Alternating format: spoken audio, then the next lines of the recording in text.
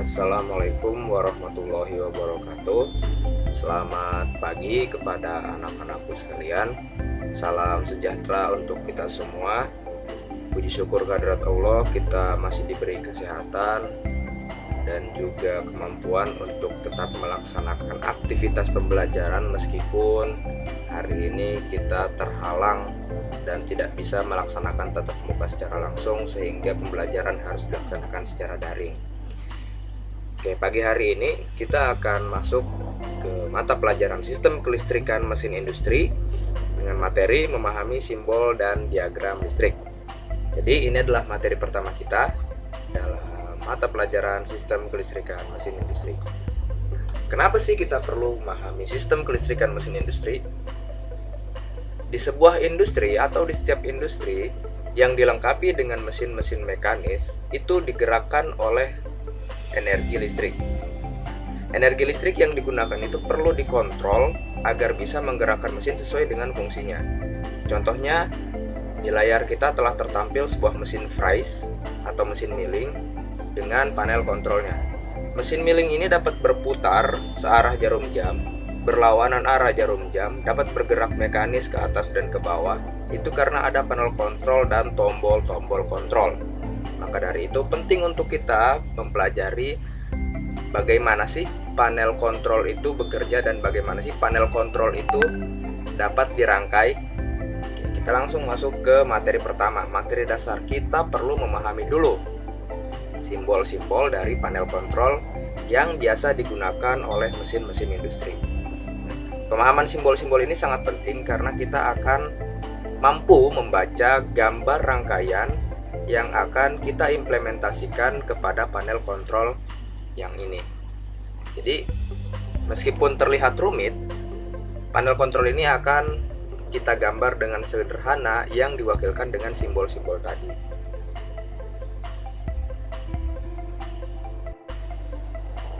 Oke, pada layar telah saya tampilkan beberapa simbol-simbol yang umumnya digunakan ketika kita membuat sebuah rangkaian kelistrikan mekanik industri.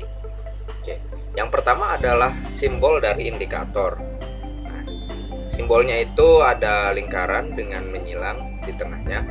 Indikator ini adalah simbol yang mewakili dari sebuah lampu. Bisa dilihat ada 3 buah lampu indikator, merah, kuning, dan hijau. Masing-masing warna dari lampu ini tentunya memiliki arti. Merah artinya berhenti, kuning artinya ada trouble atau ada gangguan pada rangkaian, dan hijau artinya mesin sedang berjalan atau bekerja. Selanjutnya adalah simbol yang kedua, simbol button atau tombol. Simbol ini mewakili push button seperti yang terlihat pada gambar. Push button ini ada 2, ada yang hijau dan ada yang merah. Perbedaannya ketika kita menggunakan push button merah, itu rangkaiannya bergambar tertutup. Jadi simbolnya seperti ini tapi ada tambahan garis yang menghubungkan antara garis lurus dan garis miring. Artinya dia adalah simbol dari tombol tertutup, tombol off. Ketika ditekan, tombol akan terbuka dan aliran akan terputus. Ketika aliran listrik terputus, maka rangkaian akan berhenti. Maka itu fungsi dari tombol merah, yaitu menghentikan atau sebagai saklar stop dari sebuah rangkaian. Sedangkan yang hijau adalah saklar on atau untuk menjalankan sebuah rangkaian. Ini ya. Oke, selanjutnya adalah simbol dari coil. Nah, simbol ini bisa mewakili coil pada kontaktor atau coil pada relay. Coil sendiri berfungsi untuk menaikkan tegangan dari 220 volt menjadi sekian puluh ribu volt. Fungsinya untuk menghasilkan medan magnetik yang kuat. Medan magnetik yang kuat ini nantinya akan menjadi pengunci pada kontaktor atau pada relay. Ini relay dan ini adalah kontaktor. Pada kedua komponen ini akan Anda temukan sebuah komponen di dalamnya yang bernama coil berbentuk kumparan untuk memperkuat medan magnetik dengan cara menaikkan tegangan pada kumparannya. Selanjutnya adalah kontak hampir sama dengan push button, karena memang secara fungsi sama, yaitu memutuskan dan menghubungkan arus listrik ya. Sama juga dengan switch, hanya bedanya pada komponennya. Ini adalah push button kalau kontak itu sama seperti saklar. Ini juga switch MCB ya. MCB juga sama, gambarnya seperti ini. Selanjutnya adalah sensor. Ini adalah simbol sensor dan ini adalah komponen dari sensor. Ini adalah salah satu contoh sensor dalam mesin industri, di mana sensor ini adalah sensor jarak.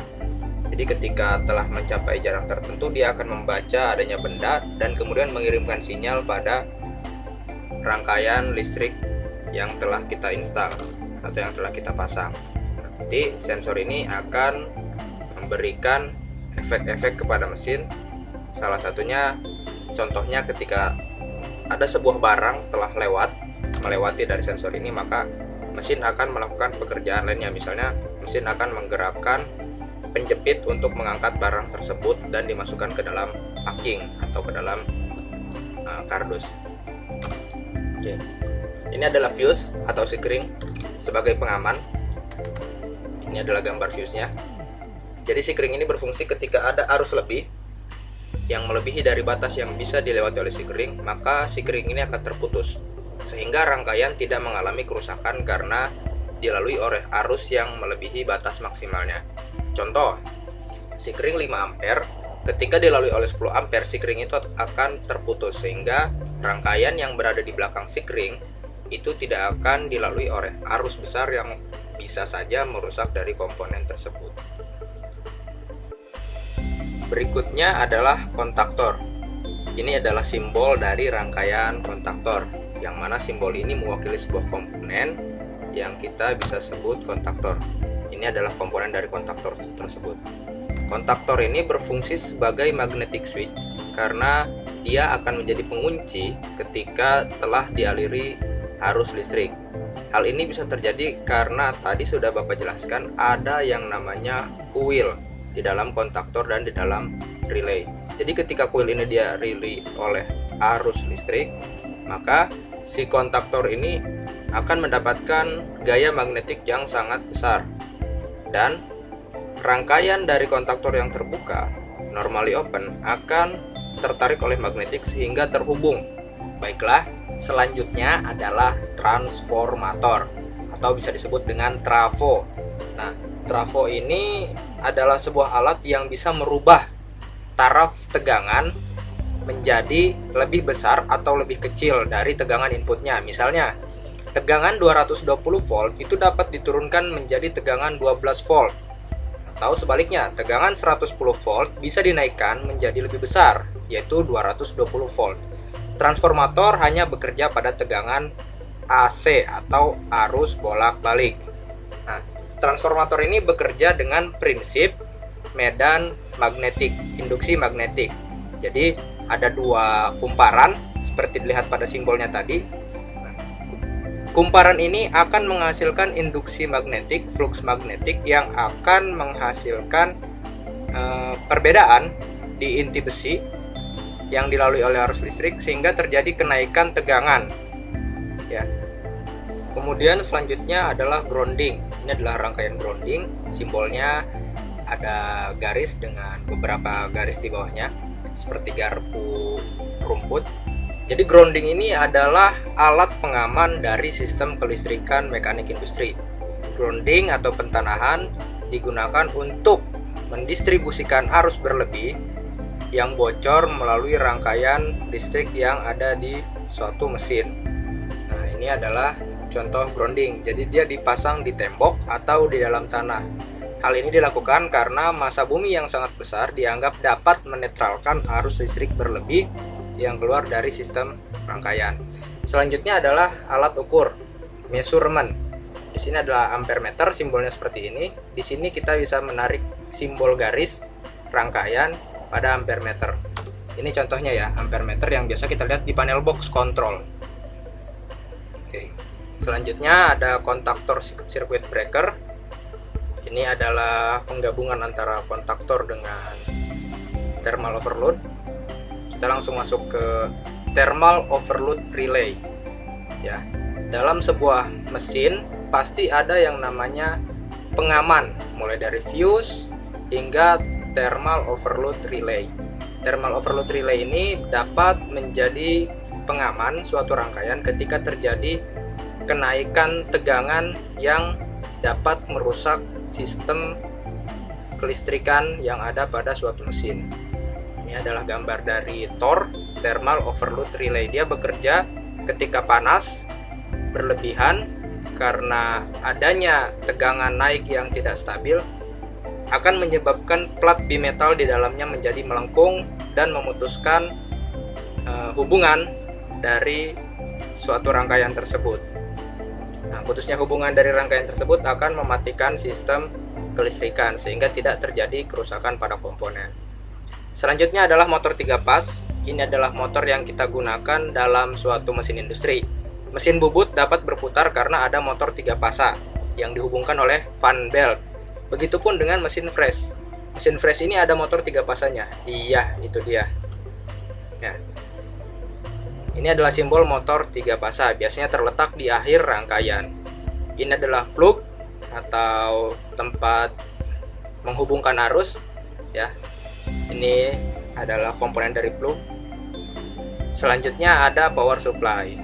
Nah, ini adalah simbol power supply. Power supply biasanya digunakan pada rangkaian DC 12 volt untuk menjadi penyimpan daya sementara. Jadi ketika sebuah sistem kelistrikan membutuhkan daya besar, disimpan di power supply. Ya, ini adalah lambang dari power supply, ini adalah komponennya. Yang terakhir adalah panel box. Panel box adalah sebuah tempat yang terbuat dari aluminium ataupun besi biasanya, yang digunakan untuk memasang semua rangkaian ini di dalamnya. Jadi semua komponen-komponen yang ada di layar Anda ini dihubungkan, dirangkai di dalam panel box. Biasanya di setiap mesin itu selalu ada ya. Nah, di sini ada panel boxnya di belakang. Begitupun di mesin bubut atau mesin-mesin industri yang lainnya. Tuh. Nah, ini adalah contoh dari rangkaian yang telah dihubungkan. Karena sistem kelistrikan mekanik industri menggunakan motor 3 pas, maka rangkaian yang digunakan pun adalah rangkaian 3 pas. Ya, RST. Ini adalah rangkaian yang divisualisasikan. Jadi sebetulnya rangkaian yang betul itu gambarnya seperti ini. Ya, ini adalah rangkaian dengan gambar-gambar yang telah disimbolkan. Ini push button off, ini push button on, ini kontaktor, ini tadi coil kontaktor, ini thermal overload, dan ini adalah motor 3 pas. Kita akan membuat gambar ini di pertemuan selanjutnya. Dan juga kita akan melakukan sebuah pembelajaran langsung praktikum membuat rangkaian kelistrikan mekanik industri. Ini adalah contohnya. Di dalam panel box telah terpasang semua komponen-komponen sistem kelistrikan mekanik industri yang telah dihubungkan, dirangkai berdasarkan gambar-gambar. Ya, satu lagi ini adalah komponen timer. Ya. Demikian pertemuan kita pagi ini.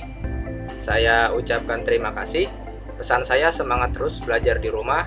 Kita sama-sama berdoa semoga pandemi COVID-19 ini cepat bisa kita lalui, sehingga kita bisa belajar tatap muka secara normal kembali. Saya akhiri. Assalamualaikum warahmatullahi wabarakatuh.